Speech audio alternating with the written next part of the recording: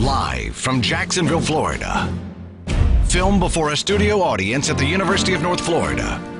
The debate they don't want you to see.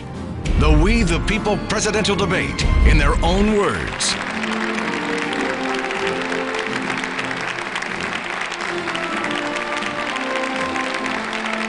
Good evening. I'm Mike Gallagher from the Mike Gallagher Radio Show on the Salem Radio Network, and it is my distinct honor and pleasure to welcome you to the 2012 We the People presidential debate in their own words, taped before a live studio audience in the Andrew A. Robinson Jr. Theater here on the campus of the University of North Florida. I'm glad you could join us because tonight you will witness history as we present the very first virtual presidential debate in American history and the very last presidential debate that you will see prior to Election Day on November the 6th.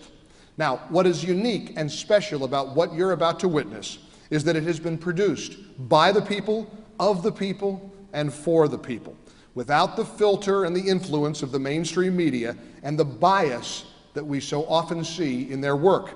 This presidential debate is unlike anything you've ever seen before because it contains questions that the mainstream media never tends to ask and the answers that they would like you and me to forget.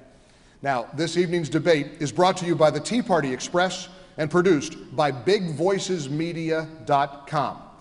The rules for tonight's debate are very simple. For the next hour or so, the topics selected by the people will run the broad spectrum of the issues of our time. We're going to see questions of the candidates about our economy, the U.S. Constitution, national health care, national security, and much more. Now, because we only have less than an hour together this evening, the questions in tonight's debate, selected by the people, will focus on some of the most important and key issues of this election. The answers you're going to see and hear tonight will be coming from the candidates in their own words, from the vast archive of their positions, promises, and statements etched in history on recorded videos and audio tapes relating to each of the issues in tonight's historic debate. Now, each candidate will be given approximately 1 minute to answer a given question, and the other candidate will be provided approximately 30 seconds for rebuttal. There will be opportunities for me or for some of our questioners in the audience to ask follow-up questions for clarification. The candidates, per the rules, will not be allowed to ask each other questions directly and will be asked not to interrupt when the other is speaking, unlike some of the debates we've seen recently. And of course, the audience here in our theater is asked to maintain appropriate decorum and respect of the candidates during this evening's proceedings. Notice I said appropriate decorum, whatever you see fit. Now let us begin tonight's debate. This question is from Mr. Dean Black. Mr. Black is a small business owner in the automotive industry. My question is for President Obama. Mr. President, do you believe that the Constitution is a living document that can be interpreted according to modern times?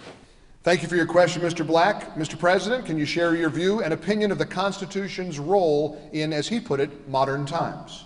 I think it's a remarkable document, the original Constitution, as well as the Civil War amendments, but I think it is an imperfect document, and I think it is a document that reflects some deep flaws in American culture, the colonial culture nascent at that time. The colonial culture. Again, we the people in their own words. Governor Romney, I have a hunch you might not exactly agree with the President's assessment of the Constitution. You have 30 seconds, sir, to provide your rebuttal. President Obama is moving us away from our founders' vision. Instead of limited government, he's leading us toward limited freedom and limited opportunity. This November, we face a defining decision. I'm offering a real choice, a new beginning. I'm running for president because I have the experience and the vision to lead us in a very different direction. We know what Barack Obama's vision of America is. We've lived it this last 3.5 years. Mine is very different. My course restores and protects our freedoms. As president, the Constitution would be my guide. The Declaration of Independence would be my compass.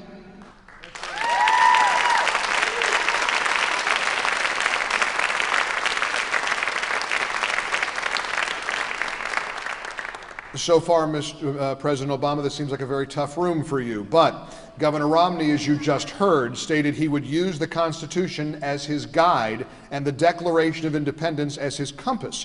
During your first term as president, how has adherence to the enumerated powers of the federal government as written into the U.S. Constitution by our founding fathers played a role in your governance? What's frustrated people is that I have not been able to force Congress to implement every aspect of what I said in 2008.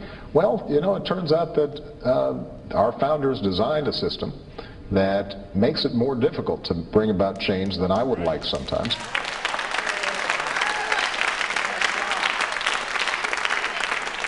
There is more to come. Stay with us. A quick time out and we will roll along. You are experiencing We the People, the presidential debate virtually in their own words. Stay with us.